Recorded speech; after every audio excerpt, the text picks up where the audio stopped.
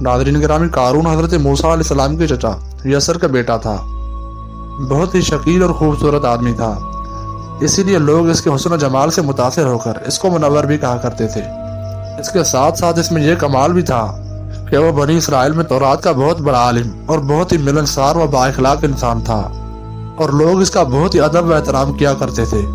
لیکن بے شمار دولت ان کے ہاتھ آتے ہی اس کے حالات میں ایک دم تغیر پیدا ہو گیا، اور سامنے منافق کی طرح حضرت موسیٰ علیہ السلام کا بہت بڑا دشمن ہو گیا، اور اعلیٰ درجے کا متکبر اور مغرور ہو گیا۔ جب زکوٰۃ کا حکم نازل ہوا تو اس نے حضرت موسیٰ علیہ السلام کے سامنے یہ عہد کیا کہ وہ اپنے مالوں میں سے 1000واں حصہ زکوٰۃ کا نکالیں گے، مگر جب اس نے مالوں کا حساب لگایا تو ایک بہت بڑی زکوٰۃ نکلی۔ یہ دیکھ کر اس پر ایک دم حرص و بخل کا بھوت سوار ہو گیا۔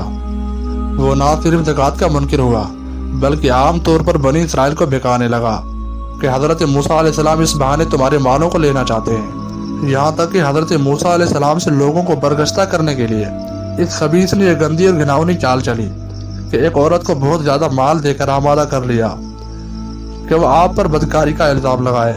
چنانچہ عین اسی وقت جب حضرت موسیٰ علیہ السلام وعظ فرما رہے تھے، قارون نے آپ کو ٹوکا کہ فلاں عورت سے آپ نے بدکاری کی ہے۔ حضرت موسیٰ علیہ السلام نے فرمایا کہ اس عورت کو میرے سامنے لاؤ۔ چنانچہ وہ عورت بلائی گئی تو حضرت موسیٰ علیہ السلام نے فرمایا کہ اے عورت، تجھے اس اللہ کی قسم جس نے بنی اسرائیل کے لیے دریا کو پھاڑ دیا اور عافیت و سلامتی کے ساتھ دریا کو پار کرا کر فرعون سے نجات دی، سچ سچ کہتے واقعہ کیا ہے؟ حضرت موسیٰ علیہ السلام کے جلال سے عورت سہم کر کانپنے لگی، اور اس عورت نے سب کے سامنے صاف صاف کہہ دیا کہ اے اللہ کے نبی، مجھ کو قارون نے کثیر دولت دیکھ کر آپ پر بہتان لگانے کے لیے آمادہ کیا ہے۔ اسی وقت حضرت موسیٰ علیہ السلام آپ دیدہ ہو کر سجدہ شکر میں گر پڑے، اور بحالت سجدہ آپ نے یہ دعا فرمائی کہ اے اللہ، قارون پر اپنا قہر و غضب نازل فرما۔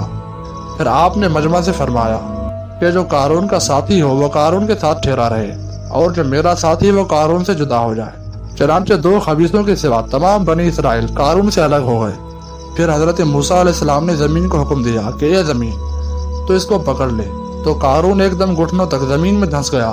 پھر آپ نے دوبارہ زمین سے فرمایا تو وہ کمر تک زمین میں دھنس گیا۔ یہ دیکھ کر قارون رونے اور بلبلانے لگا اور قرابت و رشتہ داری کا واسطہ دینے لگا، مگر آپ نے کوئی التفات نہ فرمائی، یہاں تک کہ وہ پوری طرح زمین میں دھنس گیا۔ 2 منوس آدمی جو قارون کے ساتھی ہوئے تھے وہ لوگوں سے کہنے لگے کہ حضرت موسیٰ علیہ السلام نے قارون کو اس لیے زمین میں دھنسا دیا ہے تاکہ قارون کے مکان اور اس کے خزانوں پر قبضہ کر لیں۔ آپ نے اللہ رب العزت سے دعا فرمائی کہ قارون کا مکان اور خزانہ بھی زمین میں دھنس جائے۔ چنانچہ قارون کا مکان جو سونے کا تھا تمام خزانوں سمیت زمین میں دھنس گیا۔ قرآن کریم میں اللہ رب العزت کا ارشاد ہے، بے شک قارون حضرت موسیٰ علیہ السلام کی قوم میں سے تھا، پھر اس نے ان پر ظلم کیا، اور ہم نے اس کو اتنے خزانے دیے تھے جن کی کنجیاں ایک طاقتور جماعت پر بھاری تھیں۔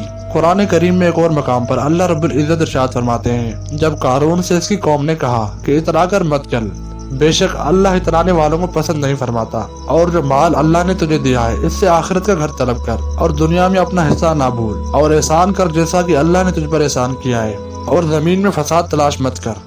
قارون نے اپنے مال کے گھمنڈ میں اس پیاری نصیحت کو ٹھکرا دیا اور خوب بن کر سنور کر تکبر اور غرور سے اتراتا ہوا قوم کے سامنے آیا۔